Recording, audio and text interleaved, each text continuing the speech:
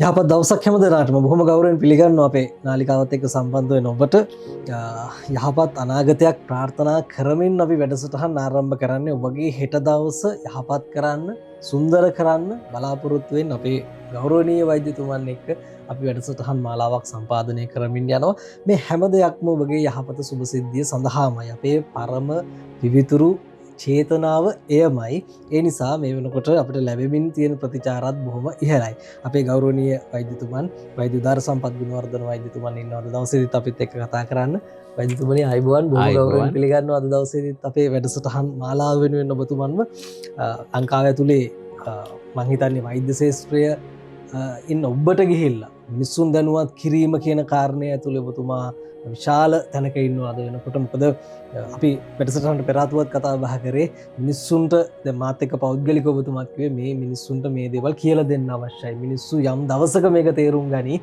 ඒ තේරුම් ගත්ත දවසේ ඉඳලා මිනිස්සු වැඩ කරන්න පටන් ගනි කියන දේ ඒ උදාාරතර චේතනාව තමයි ඔබතුමන්ගේ හදවතේ තියෙන්නේ. ඒ නිසා අපි පොඩ්ඩියට මේ වැඩේ පටන් අරගෙන මේ දේවල් ගැන කතා කරමු කියලා ඔබතුමා කිව්වා. ඉතින් ඒ නිසා හිතවතුනි ඔබටත් අපි ආරාධනා කරනවා අපේ නාලිකාවත් එක්ක සම්බන්ධ වෙලා ඉන්න, රැඳිලා ඉන්න. මේ කතා කරන දේවල් වල වටිනාකම් යම් දවසක ඒ පළ නෙලන්නට ඔබටත් අවස්ථාව පුදා වෙයි. අපි ජීවිත හදාගෙන යමු. අපිට ප්‍රශ්න ගැටලු තියෙන්නට පුළුවන්. අපි නිරෝගීමත් ඉස්සරහට යන්න උත්සාහ කරමු. වෛද්‍යතුමනි, ඉතින් ඔබතුමා මේ හිතාගන්න බැරි විදිහේ මාතෘකා තමයි අපිට යොදාගන්නේ කතා කරන්න. දැන් ඔබටත් හිතේ මොකක්ද මේ කතා කරන්න කියලා, මේ නිදහසේ සැහැල්ලුවෙන් ආහාර ගැනීම. ඒක තමයි අද කතා බහ කරන්න සූදානම් වෙන මාතෘකාව. වෛද්‍යතුමනි, නිදහසේ සැහැල්ලුවෙන් ආහාර ගන්නවා. ඔව්, අපි ටිකක් කැමති නිදහසේ ගෙදරට වෙලා මේ ටිකක් රහට කෑම ටිකක් කන්න. හැබැයි මේව කතා කරන්නේ නැහැ නේ වෛද්‍යතුමනි. මේ YouTube ඇතුලේ මේව කතා කරන්න මේ වගේ මේ අදහස් කොහෙන්ද නැවෙන්නේ කියලා මට පොඩ්ඩක් පැහැදිලි කරලා දෙන්නකෝ මුලින්ම. ඔව්, දැන් අපේ චේතනාව තමයි ප්‍රධාන වෙන්නේ. චේතනාව අපේ ප්‍රධානම චේතනාව තමයි යහපත් දෙයක්, නිවැරදි දෙයක් දෙන එක. එතකොට අපි කොයි වෙලාවෙ හැම වෙලාවෙම බලන්නේ යහපත් දෙයක් සහ සත්‍ය දෙයක් දෙන්න. ඒක අර ජනප්‍රිය වීමම නෙමෙයි. ජනප්‍රිය වීම නෙමෙයි අපිට ඕන. ඒක යහපත් සහ නිවැරදි දෙයක් දෙන චේතනාව සහ මේක කාලයක් යන විට කාලයක් යනවා. අර ඉවසීමෙන් කරන්න ඕන. මිනිසුන් හරි දේ තේරෙලා මේක වැළඳ ගන්න. ඉතින් අපි කොයි වෙලාවකවත් කලබල වෙලා මේක දෙන අනිත් සිල කලබල වෙලා වැඩ කරන්න හොඳ නැහැ. ඒකට අපි හැම තිස්සෙම ගොඩාක් බලලා හරිම දේ තමයි අපි වචනයක් එළියට දාන විට හරිම දේ තමයි යහපත් දේම තමයි දාන්න ඕන. මෙහෙම කරන විට ලෝකෙ ලස්සන වෙනවා. අපි හරි දේ දාන්න ඕන, යහපත් දේ දාන්න ඕන එළියට.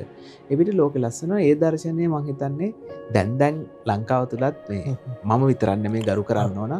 විශාල පිරිසක් මේ YouTube හරහා මේ උනන්දුව තියනවා සහ මේ අලුත් ප්‍රවණතාවයක් තියෙනවා නිවැරදි දේ සහ යහපත් දේ එළියට දාන්න. ඒගොල්ලන්ටත් කරු කරන්න ඕන. ලෝකෙත් එහෙම ඉන්නවා. ඉතින් ඒකත් එක්ක අපිත් අපිට පුළුවන් පොඩි කොටසක් කරනවා. පැහැදිලිවම වෛද්‍යතුමනි, ඉතින් ඒ ප්‍රතිඵල අපි හැමදෙනාටම නෙලන්න පුළුවන් දවසක් එයි. මොකද මේ කතා කරන්නේ රට සමාජය අපි හැමදෙනාම යහපත් තැනකට අරගෙන එන උත්සාහය. ඉතින් දැන් වෛද්‍යතුමනි අපි මාතෘකාවට යමු. මොකක්ද මේ නිදහසේ සැහැල්ලුවෙන් ආහාර ගන්නවා කියලා කියන්නේ? ඒක තමයි දැන් මටත් ඇත්තටම හරි ප්‍රශ්නයක් තියෙනවා. මොකක්ද මේකෙන් අදහස් කරන්නේ ඔබතුමා කියන දේ පිළිබඳව ඔබටත් එහෙම ඇති. අපි මේක පැහැදිලි කරගෙන කතාවට යමු. උදාහරණයක් ගත් විට දැන් ඔබට මතක් කරගන්න පුළුවන් අපි සියලු දෙනාට ගෙදර අපි ආහාර ගන්න මොහොත. අපි බොහෝ විට ආහාර ගන්නේ ගෙදර පුටුවක වාඩි වෙලා. එහෙම තමයි ගොඩක් වෙලාවට ගන්නේ. නැගිටගෙන ආහාර ගන්න රටාවක් අඩුයි. එතකොට ඒක තමයි අපි එක තැනක නැවතිලා ආහාර ගන්න ක්‍රමය. දෙවනුව අපි ආහාර ගන්න විට ඉස්සර කාලේ රූපවාහිනියම නැරඹුවේ නැහැ. ඒක නැතුව අපි ආහාරය ගැනමයි හිත යොමු කරලා ගත්තේ. හැබැයි දැන් වෙනකොට රූපවාහිනිය හෝ සමහරට තව වැඩක් කරන ගමන් තමයි ආහාර ගන්නෙ.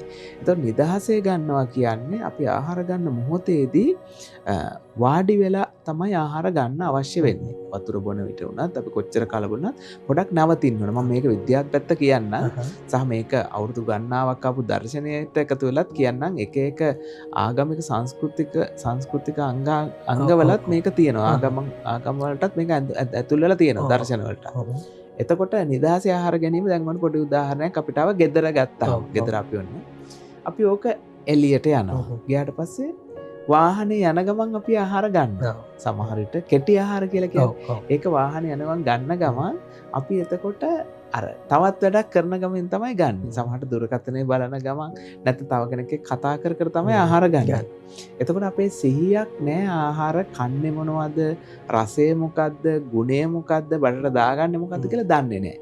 ආහාරය අරගෙන ගෙදර රාත්‍රියට ගියාට පස්සේ තමයි බඩට අපහසුතාවය, ඇඟට අපහසුතාවය කොයි ආහාරයෙන් ඒකවද කියලා දන්නෙත් නැහැ. ඒක නිසා නිදහසේ ආහාර ගන්න එකේ වැදගත්කම තමයි තමන් ගන්න ආහාරය මොකද්ද කියලා තමන්ට අවබෝධයක් එනවා. සහ ආහාරවල තියෙන රසය ගැන, ගුණය ගැන අවබෝධයක් එනවා.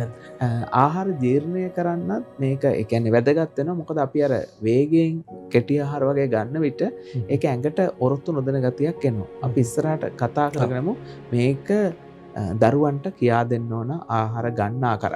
අපි ඉස්සෙල්ලා කතාර ආහාර තෝරා ගැනීම. තෝරගත්තට අපි ආහාර ගන්න විදිය කියා දෙන්නේ නැහැ. මේක විදුහල් වල කියා දෙන්න ඕන. අනිවාර්යෙන්ම වෛද්‍යතුන් දැන් අපි අද මේ වැඩසටහන් මාලාව අපි සම්පාදනය කරලා තියෙන ආහාරවල වැදගත්කම පිළිබඳව කතා කරන්න. ඉතින් ආහාරවල වැදගත්කම ගැන කතා කරනකොට අපි ඊට පෙර වැඩසටහන් වලදී සම්බන්ධ වෙනකොට සිහිපත් කරා. ඊට පස්සේ මේ ස්වභාවික ආහාර රටාවේ තියෙන වැදගත්කම පිළිබඳව අපි කතා කරා ඊට කලින් වැඩසටහනේ. ඉතින් මේ වැඩසටහන ඇතුලේ අපි මේ නිදහසේ එක තැනකට වෙලා සැහැල්ලුවෙන් කොහොමද ආහාර ගන්න කියන කාරණය පිළිබඳව කතා කරන්නේ. දැන් ඔබතුමා කිව්වා මේ සමහරවට කන්නේ මොනවද කියලාත් අපි දන්නේ නැහැ. සමහර වෙලාවට පුංචි දරුවෝ අපි දැකලා තියෙනවා ගෙදර රූපවාහිනිය ඉස්සරහට වෙලා කට අරගෙන බලන් ඉන්නවා. අම්මා බත් ටික අනලා කවනවා. දරුවෝගෙන් හෙව්වොත් කෑවේ මොනවද කියලා දරුවා දන්නේ නැහැ. ඒ වගේ තැනකට අද වෙනකොටපත් වෙලා තියෙනවා. හරිම කනගාටුයි. අපි හිනා වෙලා කතා කරන්න ඕනේ නෙමෙයි. අඬන්න වෙලා තියෙන තැනටපත් වෙලා තියෙනවා. වෛද්‍යතුමනි මේ ඇත්තටම මේ වෙලාව අරගෙන නිදහසේ මේ ආහාර රටාවකට හුරු වෙන එක මෙහෙම අරගෙන අපිට කන්න පුළුවන් කමක් තියෙනවා නම් ඇත්තටම ඒක මානසිකව කොච්චර බලපානවද කියන එක ගැන පොඩ්ඩක් අපි සිහිපත් කරමු. ඔබ දැකලා ඇති සමහර අපි ස්වයංමාංශල දාන වලන විට භාවනාවක් වගේ එකපාරයි ඒ මේ පාත්‍රයට දාන්න දෙන්නේ. ඊට පස්සේ ඒ ඉවර වෙනකන් සද්ද කරන්න එපා කියලා කියනවා. එතකොට ඒ කියන්නේ අනිත් අයට ඩිස්ටර්බ් කරන්න එපා කියලා කියනවා. ඊට පස්සේ භාවනාවක් වගේ තමයි ආහාරයේ ක්‍රමානුකූලව ගන්නෙ. අතේ ඇඟිලි වල ගෑවෙන ප්‍රමාණය වුණත් හරි ඔබට බලතේ බොහොම පොඩි ප්‍රමාණයක්. ඒ කියන්නේ කවදාවත් වතුර කෝප්පයක් තිබුණත් ඒක වැටෙන්නේ නැහැ කලබලයට. මෙන්න මේ නිදහසේ මනසෙන් ආහාර ගැනීම අපි දරුවන්ට පුරුදු කරනවා. මේක වර්ධින තැන තමයි දරුවන්ට අද ආහාර දෙන්නේ ජංගම දුරකථනයේ පෙන්න. එතකොට දරුවා ආහාරය නෙමෙයි යන්නේ ආහාර රසය දන. ඊට පස්සේ ආහාර හදනවා මිශ්‍රණයක් සියලුම දේව දාලා තලපයක් වගේ හදනවා.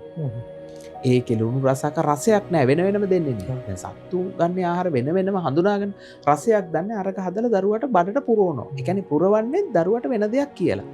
බඩට පුරවුවාට පස්සේ දරුවා ආහාර රසය දන්නේ නැති නිසා ඒ රසය දන්නේ නැති දරුවට අනාගතයේ ආහාර හඳුනා ගන්න බෑ. ඒතර කුඩා කාලේ ඉඳන් නිදහසේ අර දරුවට ආහාර ඉස්සර කාලේ විදියට පිඟානකට දාලා බිම වැට්ටුවට කමන්නේ එයාට නිදහසේ කන්න දෙන වෙලාව අරගෙන. දැන් කරන්නේ අරයට කට ඇරෙනවා දානවා. බලෙන් කවනවා. එතකොට බැරිම කාලේ කැවුවට පුරුදු වෙන කාලේ අපි ඒක පුරුදු ආදරය දයාව කරනවට අපි කවන එක වෙනම. ඒකින්ද ඒ කියන්නේ ඒක ඉඳලා හිටලා කරන්න ඕනේ. ඒකෙන් පාඩුවක් වෙන නමුත් දිගටම දරුවා දැන් හුඟක් දරුවෝ අපි දැකලා තියෙනවා අම්මලා මේ දරුවෝ දැන් අර දැන් ගාල්ල කොටු වගේ ප්‍රදේශවල පෙදෙනවා දරුවා වාඩිලා ඉන්න උදේට අර අපේ මේ පෙර පාසල් යන දරුවා අම්මා ගෙනහැල්ලා අර දරුවා මෙහෙම බලන් ඉන්නවා කටට ඔබනවා කට පිරීලා. එතකොට දරුවට කට ඒ කියන්නේ හපන්න බෑ. මෙහෙම කට පිරීලා. ඉතින් අම්මට තේරෙමුකට අම්මත් වෙන දිහා බලන්නේ. අම්මත් වෙනම ලෝකෙක ඉඳගෙන දරුවට කන. ඒතකොට මේකෙන් වෙන හානිය අපි සරල නෑ මේ ආහාර රටාව. සම්පූර්ණ දරුවගේ අර අවුරුදු තව 10ක් 15ක් ජීවත් වෙන්න පුළුවන් දරුවා. ඒ කියන්නේ අපිට අවුරුදු 80ක් ජීවත් කරන්න බලන දරුවා අවුරුදු 65න් අනාගතේ මිය යන්න හේතුවක් වෙනවා. මොකද මේ මොළයේ තියෙන ස්නායු රුධිර සඳහා ඒ මොනවත් වැඩ කරන්නේ නැහැ හරියට. ඒ කියන්නේ මේකේ තියෙන ඕන මෙහෙක ඔබතුමා බලන්න දැන් සර්කස් කණ්ඩායමක් වෙන්න පුළුවන්. අපි දුවනකොට තරංගයක් දුවන විට අර මේ අපි රිලේ දුවන්නේ කියන්නේ තවත් සහය දීම තරංග ඒ වෙනුට කොච්චර ලස්සනට ඒක මේ සමපාතල එක තැනකට ගන්නවද.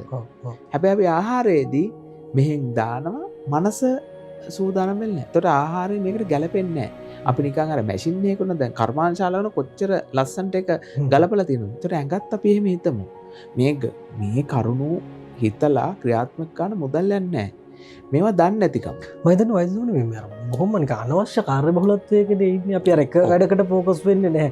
අරකට කරන්න ඕනේ මේකත් කරන්න ඕනේ අරකට හිතනවා මේකත් හිතනවා අන්න එහෙම තැනකට ආවම එතනදී මම කියන කරුව අපේ හිතේ දැන් ඇත්තටම එතුමා මේ මිය ගියා දක්ෂ ශල්‍ය වෛද්‍යවරයෙක් මමත් ඉගෙන ගත්තා අති දක්ෂ ශල්‍ය වෛද්‍යවරයෙක් ලියන ආරච්චි කියලා අපිට 3 වෙනි වසරේ උගන්වන එක එතුමා කියනවා මේ නමක් කියලා එක ශ්‍රී ලාංකික කලබලය කියලා නෑ වෙන වචනයක් දැම්මේ එතුමා කියන මේ අනතුරු වෙලාම දැන් කොළඹ ඉඳන් ගාල්ලට එනවා බස් එකේ ඇවිල්ලා ගාල්ලේ අර විනාඩි 2ක් විනාඩියක් තියෙනට පාපොරට ගිහිල්ලා ඔක්කොම පනිනවා පැන්නට පස්සේ බිම වැටලා තුවාලා එනවා එතකොට එතුමා කියන්නේ අපේ මේ ශ්‍රී ලාංකික කලබලය කියලා තව වෙන වචනයක් කියනවට කියන්න බෑ කියලා මේ එතුමා කියනවා ඒ කතාව ඇත්ත අපි අච්චර දුර වාඩි වෙලා අර අන්තිම විනාඩියේ කලබල කරා පැන්නා අත කැඩුනා කකුල කැඩුනා සමහරට රෝදෙට අහු වුණා මේ රියදුරු මහත්තත් ඉවරයි. එතකොට අපි ඇයි මෙහෙම කලබල කරේ? තව කලබලයක් මම කියන්න. දැන් උදෑසන දරුවෝ විදුහලට දාන විට මේ කෑම වලට සම්බන්ධ එකක් නොවුනට අපි මේ දැන් ඔක්කොම නලා හඬවාගෙන වේගෙන් යන්න ඕන මේ විදුහලට. හැබැයි මේක තව පැය භාගයක් ඉස්සෙල්ලා අවදි වුණා නම් මේ එක පුළුවන්. එතකොට වෙන අනතුරු අර පොඩි ඉන්න දරුවෝ කොච්චර අනතුරු වෙනවද? එතකොට මේ කලබලය නිසාම තමන් පැය භාගයක් ඉස්සෙල්ලා අවදි නොවන නිසා කලබල වීම නිසා විශාල අනතුරු වන ඔය කලබලෙමයි ඔය වාහන පදවන විට තියෙන කලබලෙම තමයි තියෙන්නේ කෑම කන විට.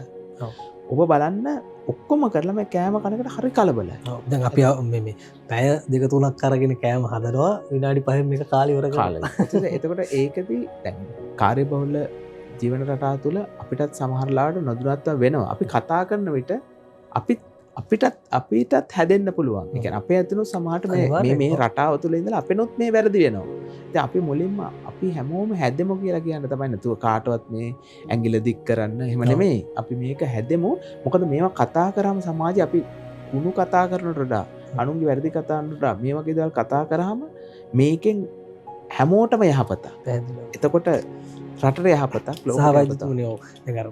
දැන් මේක අපෙන් ගොඩක් ගිහිල්ලා තියෙන අඩු ගානේ රැට හරි අර පවුලේ ඉන්න 4-5 දෙනා එකට එකතු වෙලා වාඩි වෙලා නිදහසේ කතා බහ කරන එකත් කොච්චර වටිනවද? දැන් ඒකත් ගොඩක් වෙලාවට ගිහින් මේ එක්කෙනා එක ලෝකවල. ඔව් ඒකෙදි දැන් අපි අගය කරන්න ඕන ලංකාව තුල සංස්කෘතියන් තුල එක්තරා කණ්ඩායමක් තුල අපි නම් වශයෙන් කියන්නේ නැතන ඔවුන් මේ කෑම කන්න එකතු වෙලා පහක් ගයක් එකතු කරනවා. ඒක එතකොට පොඩි අර තියෙන පොඩි එකතු වීමක් තියෙනවා. එහෙම නැත්තම් අර එතනදී අර දැන් කවදාවත් අර දැන් විදේශ රටවලත් එකට එහෙම කන්න පුරුදු කරලා තියෙන්නේ නිදහසක් කතා කරාට හරි නිදහසක් තියෙනවා. ඒ වගේම ഘോഷාකාරී සමහරට අපි දැන් මේ ගියාම මේ අපේ මේ විවාහ උත්සවයකට උත්සව වලට ගියාම අපිට සමහර ශබ්ද අධිකයි. එතකොට අර කනදේ ළඟ එන්න කෙනා එක දැන් අපි ශබ්දයක් දාතයනේ සාමාන්‍ය ශබ්දයක් කියන සංගීතය ඒ වෙනුවට දානවා කන් දෙකට හරි අමීරි. එතකොට ඒ අමීරි වේගවත් කම්පණයනකොට කන ආහාර ගන්න එකයි අර හොඳ සංගීතයක් අර මේ සාමාන්‍ය මේ තරුපය හෝටලක තියෙන ඒක සංගීතයක කන එක ඇත ලොකු වෙනසක් තියෙනවා. අතන කම්පණය වෙලා කතා කරන්න බෑ ළඟ කෙනෙක් එක. ඒ වගේ දැන් අපි අනවශ්‍ය දේවල් දාන ඒකෙන් කවුරුත් සතුටු වෙන්නෙත් නෑ අවසාන. කනට හරි අමීරි. දැන් වෛද්‍යතුමනි ගොඩක් වෙලාවට අර මේ මිනිස්සුන්ගේ එක එක සමාජ මට්ටම් එක්ක තියෙන චින්තනය වෙනස් වීමනේ තියෙන අපි ඕක තමයි හදාගන්න. මොකද ඕවා හදා නොගෙන අපි කාටවත් බැනලා වැඩක් නෑ. මොකද තමන්ගේ ඇඟ හදාගැනීම වක්කීම තියෙන තමන්ට. දැන් මේවට සල්ලියන් තමන්ගේ දරුවා හදාගැනීම කියන්නේ තමන්ට. මේක ඇවිල්ලා මේ පාර්ලිමේන්තුවත් කවුරුවත් ඇවිල්ලා මම ඒ කියන්නේ අපි නිලධාරීවත් ඇවිල්ලා කාටවත් කරන්න බෑ. තමන්ගේ ගෙදර හදාගැනීම වක්කීම තියෙන තමන්ට. ඒතර මේ කරුණු ක්‍රියාත්මක වෙලා මේවා පල්ලෙහාත් ඕන ඉහළත් ඕන ඔක්කොම එකතු වෙලා හැදෙන්න ඕන. එහෙම නැතුව අපි කාටවත් දැන හිටියොත් අපේ කාලේ නිකම්ම යනවා. අනිවාර්යයෙන්ම වෛද්‍යතුමනි ඉතින් මම හිතන්නේ ඔබට එකවරක් නෙවෙයි 100,000 වාරයක් හිතන්නට අවස්ථාව එතුමා ඔබට ලබා දෙනවා. මේ හරි සරලයි වුණාට මේවා පුරුදු පුහුණු වුණොත් අපිට ඉස්සරහට අපිට ලබා ගන්න තියෙන ඒ ප්‍රතිඵල බොහොම ඉහළයි. අපිට රටක් සමාජයක් විදිහට ඉස්සරහට යන්න පුළුවන් වෙයි. අපි හිතන විදිහ අපේ චින්තන රටාව අපි වෙනස් කරගමු කියන යෝජනාවත් එක්ක අපේ ගෞරවනීය වෛද්‍යතුමන් උදාර සම්පත් ගුණවර්ධන වෛද්‍යතුමන්ට සමුදෙන වෛද්‍යතුමනි ආයුබෝවන්. ඉතින් අපි ඉදිරියටත් තව මේ වැඩිම කාරණා කතා කරන බලාපොරොත්තු වෙන වැඩසටහන අවසන් කරනවා. නාලිකාව සබ්ස්ක්‍රයිබ් කරන්න අමතක කරන්න එපා. ඔබට අපි කතා කරන්න මොන හරි තියෙනවා නම් ඒවත් අපිට කමෙන්ට් එකක් විදිහට දාන්න. අපි ඒවා වෛද්‍යතුමාගෙන් විමසලා අපි ගැන කතා කරන්නත් බලාපොරොත්තු වෙනවා. එහෙනම් අපි වැඩසටහන අවසන් කරනවා. සියලු දෙනාටම යහපත් හෙට දවසක්.